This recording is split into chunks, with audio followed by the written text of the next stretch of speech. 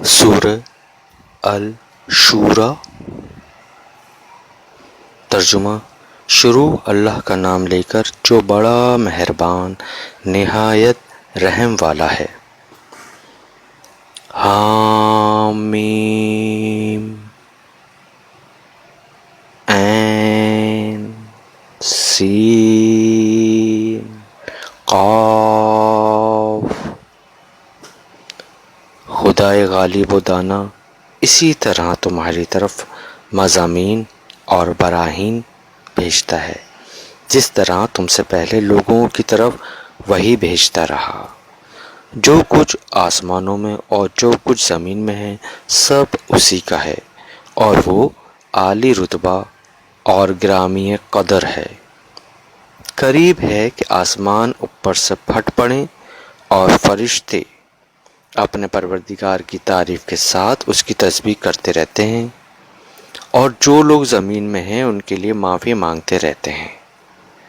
سن رکھو کہ خدا بخشنے والا مہربان ہے، اور جن لوگوں نے اس کے سوا کار ساز بنا رکھے ہیں وہ خدا کو یاد ہیں، اور تم ان پر داروغہ نہیں ہو۔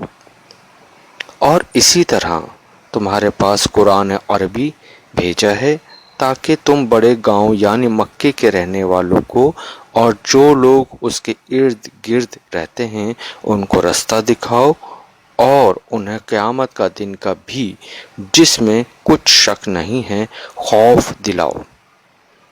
اس روز ایک فریق بہشت میں ہوگا اور ایک فریق دوزخ میں، اور اگر خدا چاہتا تو ان کو ایک ہی جماعت کر دیتا، لیکن وہ جس کو چاہتا ہے اپنی رحمت میں داخل کر لیتا ہے۔ اور ظالموں کا نہ کوئی یار ہے اور نہ مددگار۔ کیا انہوں نے اس کے سوا کار ساز بنائے ہیں؟ کار ساز تو خدا ہی ہے، اور وہی مردوں کو زندہ کرے گا، اور وہ ہر چیز پہ قدرت رکھتا ہے۔ اور تم جس بات میں اختلاف کرتے ہو اس کا فیصلہ خدا کی طرف سے ہوگا۔ یہی خدا میرا پروردگار ہے، میں اسی پر بھروسہ رکھتا ہوں اور اسی کی طرف رجوع کرتا ہوں۔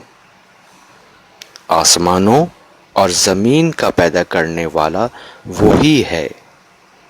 اسی نے تمہارے لیے تمہاری ہی جنس کے جوڑے بنائے اور چار پایوں کے بھی جوڑے بنائے، اور اس طریق پر تم کو پھیلاتا رہتا ہے۔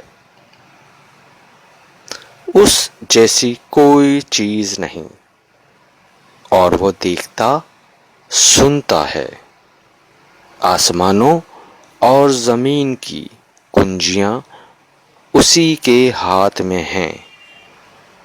وہ جس کے لیے چاہتا ہے رزق فراخ کر دیتا ہے، اور جس کے لیے چاہتا ہے تنگ کر دیتا ہے۔ بے شک وہ ہر چیز سے واقف ہے۔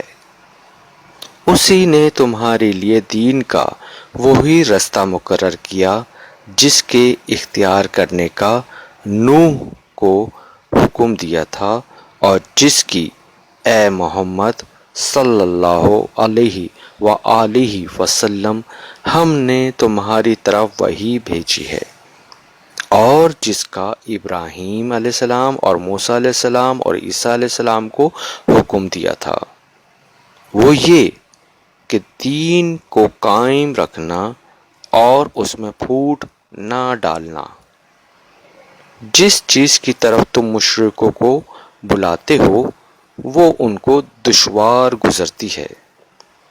اللہ جس کو چاہتا ہے اپنی بارگاہ کا برگزیدہ کر لیتا ہے، اور جو اس کی طرف رجوع کرے اسے اپنی طرف رستہ دکھا دیتا ہے۔ اور یہ لوگ جو الگ الگ ہوئے ہیں تو علم حق آ چکنے کے بعد آپس کی ضد سے ہوئے ہیں، اور اگر تمہارے پروردگار کی طرف سے ایک وقت مقرر تک کے لیے بات نہ ٹھہر چکی ہوتی تو ان میں فیصلہ کر دیا جاتا، اور جو لوگ ان کے بعد خدا کی کتاب کے وارث ہوئے وہ اس کی طرف سے شبہ کی الجھن میں پھنسے ہوئے ہیں۔ تو اے محمد صلی اللہ علیہ وآلہ وسلم، اسی دین کی طرف لوگوں کو بلاتے رہنا، اور جیسا تم کو حکم ہوا ہے اسی پر قائم رہنا، اور ان کی خواہش کی پیروی نہ کرنا، اور کہہ دو کہ جو کتاب خدا نے نازل فرمائی ہے میں اس پر ایمان رکھتا ہوں، اور مجھے حکم ہوا ہے کہ تم میں انصاف کروں۔ خدا ہی ہمارا اور تمہارا پروردگار ہے، ہم کو ہمارے اعمال کا بدلہ ملے گا اور تم کو تمہارے اعمال کا۔ ہم میں اور تم میں کچھ بحث و تکرار نہیں، خدا ہم سب کو اکٹھا کرے گا اور اسی کی طرف لوٹ کر جانا ہے۔ اور جو لوگ خدا کے بارے میں بعد اس کے کہ اسے مومنوں نے مان لیا ہو جھگڑتے ہیں، ان کے پروردگار کے نزدیک ان کا جھگڑا لغو ہے، اور ان پر خدا کا غضب اور ان کے لیے سخت عذاب ہے۔ خدا ہی تو ہے جس نے سچائی کے ساتھ کتاب نازل فرمائی اور عدل و انصاف کی ترازو۔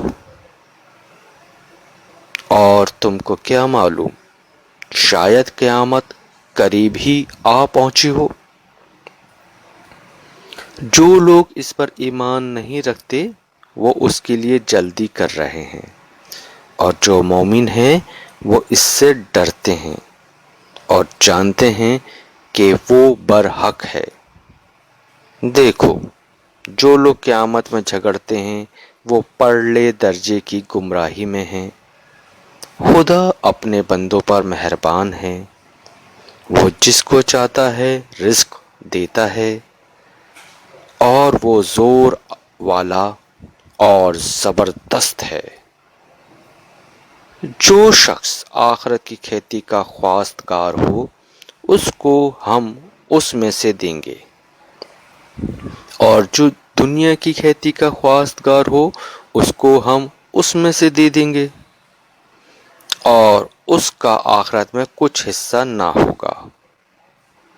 کیا ان کے وہ شریک ہیں جنہوں نے ان کے لیے ایسا دین مقرر کیا ہے جس کا خدا نے حکم نہیں دیا؟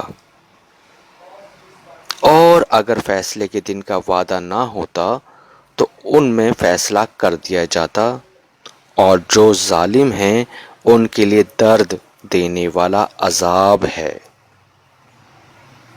تم دیکھو گے کہ ظالم اپنے اعمال کے وبال سے ڈر رہے ہوں گے اور وہ ان پر پڑے گا،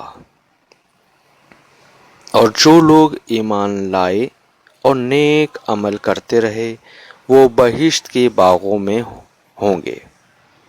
وہ جو کچھ چاہیں گے ان کے لیے ان کے پروردگار کے پاس موجود ہوگا، یہی بڑا فضل ہے، یہی وہ انعام ہے جس کی خدا اپنے ان بندوں کو جو ایمان لاتے ہیں اور عمل نیک کرتے ہیں بشارت دیتا ہے۔